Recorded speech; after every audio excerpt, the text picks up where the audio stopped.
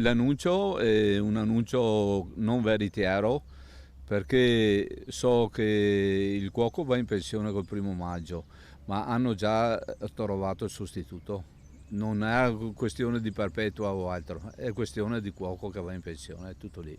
Quindi questo clamore, insomma, è immotivato. È immotivato, al 100% è immotivato. Il clamore immotivato a cui fa riferimento il portinaio del santuario della Madonna dell'Olmo di Tiene è quello di una presunta ricerca di una perpetua da parte dei frati cappuccini che era comparsa online anche sul portale Veneto Lavoro. Una collaboratrice domestica o di un collaboratore che avrebbe dovuto preparare circa 20 passi al giorno, pulizia a cura degli spazi. Un contratto a tempo determinato della durata di 3 mesi che sarebbe stato poi stabilizzato. Un part-time di 30 ore settimanali, 8-13 compreso il fine settimana.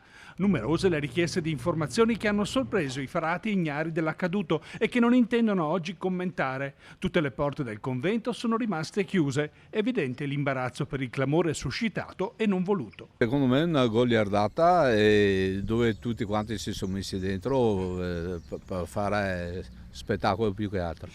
Le reazioni, lei è qui in portineria che molti gli hanno chiesto informazioni. Informazioni, hanno portato curriculum e tutte quelle robe lì, ma insomma è tutto quanto, è già a posto tutto, insomma.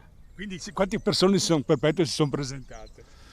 Minimo telefonate un centinaio e curriculum 3 o 4 che ho visto io. Sono 3.000 euro al mese di stipendio. Fa sì, sì, ci saranno le file qua fuori, ecco, tutto lì, basta. Ecco, tutto lì. Poi in realtà... Giusto, in realtà poi si è dimostrata una bufala. Sì, avevo sentito, però non sono a approfondire e vedere, insomma, ecco, non lo so. Vediamo cosa succede. Qualche sospetto? Tutte bugie. Mai sentito niente del genere, anche perché poi erano già, sì, frate. Sì, una goliardata. Il parroco ha detto che è una goliardata, non sapeva niente. E voi che reazione avete avuto? È una roba... Non si può fare una roba del genere.